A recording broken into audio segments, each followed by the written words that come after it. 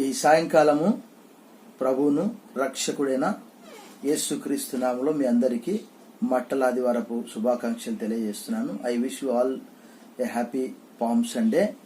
ఈ దినము ప్రపంచంలో 195 లేక 198 దేశాల్లో సగానికి పైగా దేశాలు ఇలాంటి లాక్డౌన్ లో ఉంటున్నాయి. అంటే దాదాపుగా ప్రపంచ జనాభా 780 కోట్లు.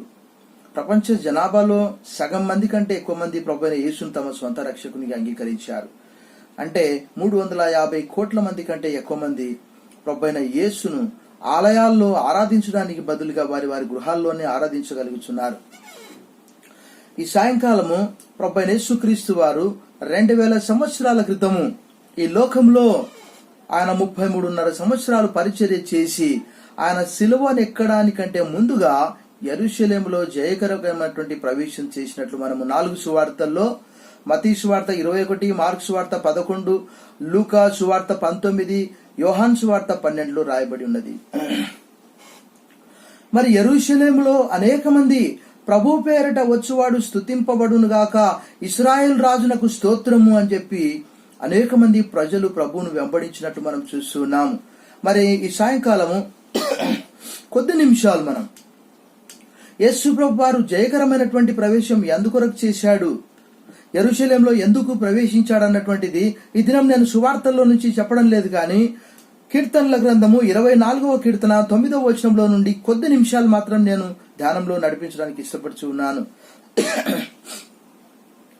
గుమ్మములారా మీ తలలు పైకెత్తుకొనుడి, పురాతనమైన తలుపులారా మహిమగల రాజు ప్రవేశించున్నట్లు మిమ్మును లేవనెత్తుకొనుడి.